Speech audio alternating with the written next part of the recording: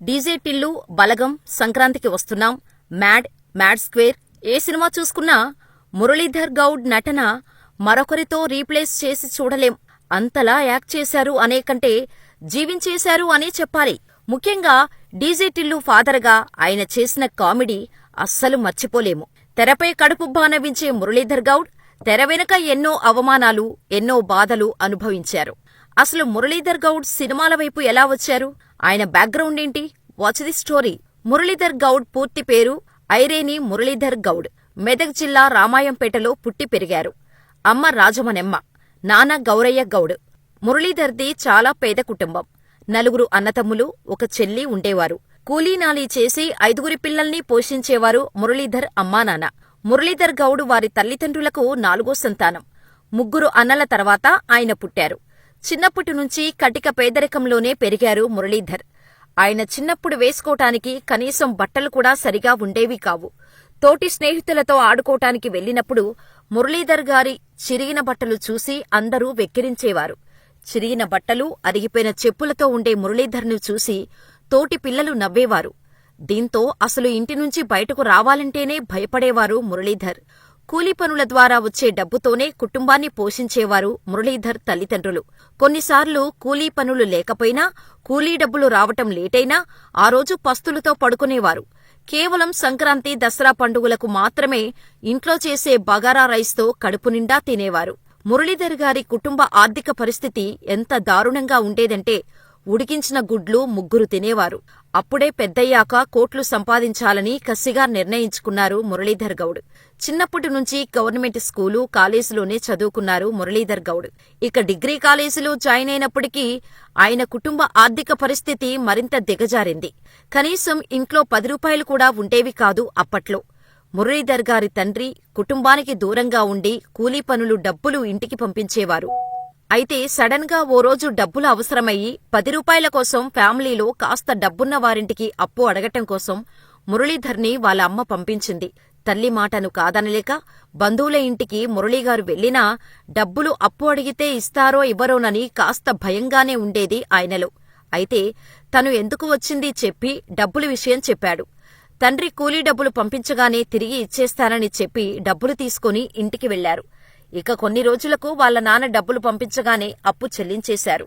ఇక డిగ్రీ అవ్వగానే ఎలక్ట్రిసిటీ బోర్డులో ఉద్యోగాలు ఉన్నాయని తెలుసుకున్న మురళీధర్ గౌడ్ ఉద్యోగానికి అప్లై చేశారు.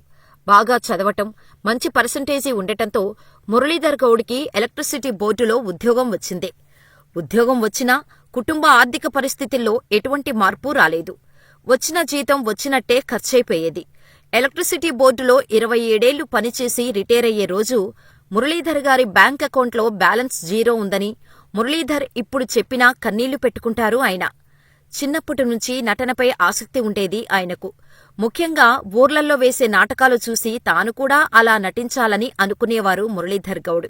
కాని చిరిగిన బట్టలతో వెళ్లే ఆయన్ను చూసి కనీసం దగ్గరకు కూడా రానిచ్చేవారు కాదు ఎవరు. అలా చిన్నప్పటి నుంచి నటనపై పెంచుకున్న ఆసక్తి కారణంగా ఉద్యోగం చేస్తున్నప్పుడే టీవీ సీరియల్స్లో యాక్ట్ చేసేందుకు ప్రయత్నాలు మొదలుపెట్టారు. అలా సీరియల్స్లో చిన్న చిన్న పాత్రలు చేసేవారు. అయితే తాను రిటైర్మెంట్ అయ్యే నాటికి పెద్ద పాత్రలు వస్తాయి అని కలలు కన్నారు. కాని సినీ ఇండస్ట్రీలో అవకాశం దొరకటం అంత తేలిక కాదని అప్పుడు అర్థమైంది మురళీధర్ గౌడ్కి. ఎన్ని అడ్డంకులు ఎదురైనా సినీ ఇండస్ట్రీలో నిలదొక్కుకోవాలనే పట్టుదలతో ఎన్నో సినిమాల ఆఫీసుల చుట్టూ తిరిగారు. ఒక్క అవకాశమని అడిగితే అసలు నీ ఫేస్కి, నీ బాడీకి అవకాశాలెలా వస్తాయననుకుంటున్నావ్ అంటూ చాలామంది అవమానించారు. అయినా సరే ఆయన ప్రయత్నాలు మాత్రం ఆపలేదు. తొలినాళ్లలో సినిమాల్లో నటించాలని ఉన్నా అసలు ఇండస్ట్రీ గురించి అవగాహన లేదని మురళీధర్ ఓ ఇంటర్వ్యూలో చెప్పుకొచ్చారు. మొదట్లో ఎక్కడ సినిమా ఆఫీస్ పెడుతున్నారంటే అక్కడికి వెళ్లి ఫోటోలు ఇవ్వటం జరిగేది. కాని ఒక్కరు కూడా వేషమిచ్చేవారు కాదు అని వివరించారు. కనీసం ఏదైనా ఆడిషన్ తీసుకోమని అడిగినా అవసరం లేదు, మేమే ఫోన్ చేస్తాం అని చెప్పి వెనక్కి పంపించేవారట ఆయనను. అయినా కూడా నిరాశ చెందకుండా రోజూ షూటింగ్స్ జరిగే చోటికి వెళ్లి అసలు సినిమా ఎలా తీస్తారు, ఆర్టిస్టులు ఎలా నటిస్తారు అని దగ్గరనుంచి పరిశీలించేవాడిని అని మురళీధర్ అలనాటి రోజులను గుర్తు చేసుకున్నారు. ఒక్కసారిగా సినిమాలో క్యారెక్టర్ ఇవ్వటమంటే కష్టం కాబట్టి ముందు రోజువారీ బ్యాక్గ్రౌండ్ ఆర్టిస్టుగా నటించినట్టు చెప్పుకొచ్చారు. బ్యాక్గ్రౌండ్ ఆర్టిస్టుగా 2-3 సినిమాలు చేసిన తర్వాత కూడా గుర్తింపు రాలేదని, చివరికి కృష్ణంరాజు డైలాగులు బట్టి కొట్టి ఆడిషన్స్కి వెళ్లిన ప్రతి చోట అదే చెప్పేవారట. అలా కొన్ని వందల ఆడిషన్స్ ఇచ్చిన తర్వాత అదృష్టం కొద్దీ డీజే టిల్లు సినిమాలో అవకాశం వచ్చిందని చెప్పారు మురళీధర్ గౌడ్. డీజే టిల్లు సినిమా అనంతరం మంచి పేరు రావటంతో వరుస సినిమా అవకాశాలు వచ్చాయంటున్నారు. ఇటీవల వచ్చిన సంక్రాంతికి వస్తున్నాం, మ్యాడ్ స్క్వేర్ వంటి సూపర్ హిట్ చిత్రాల్లో నటించారు. తను నటించిన అన్ని సినిమాలు దాదాపు సక్సెస్ అవుతున్నాయని, ఇది తన అదృష్టమని హ్యాపీగా చెబుతున్నారు. డీజే టిల్లు సినిమా నాకెంతో కీలకం. ఈ సినిమా తర్వాతే నా ప్రయాణం మలుపు తిరిగింది. నన్ను ఓ మంచి నటుడిగా ప్రేక్షకులు గుర్తించటానికి కారణమైంది అని మురళీధర్ గౌడ్ అంటున్నారు. చిన్నప్పటి నుంచి పేదరికాన్ని చూశాను. అప్పు చేసి బ్రతకటం నాకిష్టం ఉండదు. ఎవరి సహాయాన్ని ఆశించకుండా ఎదగాలని నిర్ణయించుకున్నాను అని అంటున్నారు మురళీధర్ గౌడ్. తన లైఫ్లో ఒక పెద్ద లక్ష్యం ఉందని, సాదాసీదాగే ఉండటానికే ఇష్టపడినా కోటీశ్వరుడిని కావాలనే పట్టుదల తన పేదరికం వల్లే వచ్చిందని చెబుతారు మురళీధర్ గౌడ్. ఊహ తెలిసిన దగ్గర నుంచి తాను అనుభవిస్తూ వచ్చిన పేదరికమే జీవితంలో బాగా డబ్బు సంపాదించాలి అనే పట్టుదల వచ్చేలా చేసిందని చెబుతారు ఈ టిల్లు ఫాదర్. ఏ పని చెయ్యాలనుకున్నా దానిపై పూర్తి ఫోకస్ పెట్టడం తనకున్న అలవాటు అని, అదే తనను ఇండస్ట్రీలో నిలదొక్కునేలా చేసిందంటారు మురళీధర్. నాపై నాకే నమ్మకం ఉంది. కష్టపడితే ఏదైనా సాధ్యమే అని అనిపించిందని, అప్పుడు పడ్డ కష్టానికి ఇప్పుడిప్పుడే ప్రతిఫలం వస్తోందని చెబుతున్నారు మురళీధర్ గౌడ్.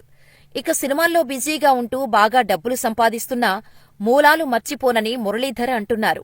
డబ్బు సంపాదిస్తున్నా డౌన్ టు ఎర్త్ ఉండాలని, పేదరికంలో ఉంటున్నట్టే బతకాలని అంటున్నారు. సక్సెస్, ఫెయిల్యూర్, చీకటి వెలుగు లాంటివని సక్సెస్ ఎన్నినాళ్లు ఉంటుందో చెప్పలేమన్నారు. ఇక చాలా మంది ఇతరులను చూసి ఈర్ష్యపడుతుంటారని, అలా చేస్తే వారు పైకి రారని అన్నారు. మనకు ఉన్న అవకాశాలను ఉపయోగించుకొని పైకి రావాలని, ఎదుటివారితో కంపేర్ చేసుకుంటే ముందుకెళ్లలేమన్నారు. ఇప్పటికీ తాను కర్మఫలాన్ని నమ్ముతుంటానని చెప్పారు. అదృష్టం లేకపోతే ఎవరూ ఉన్నత స్థాయికి చేరుకోలేరని, కానీ కసితో కష్టపడే ప్రతి వ్యక్తిని అదృష్టం ఏదో ఒక రూపంలో తలుపు తడుతుందని మురళీధర్ గౌడ్ చెబుతున్నారు.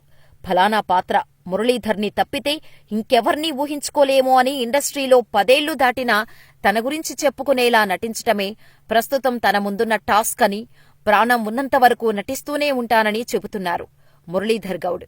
మరి తెరపై అంత కామెడీ చేసే మురళీధర్ గౌడ్ వెనుక ఇంత ఫిలాసఫీ ఉందా? ఇన్ని బాధలు, కన్నీళ్లు ఉన్నాయా అని అనిపించిన వాళ్ళందరూ మాకు కామెంట్ సెక్షన్లో కామెంట్ చేయండి.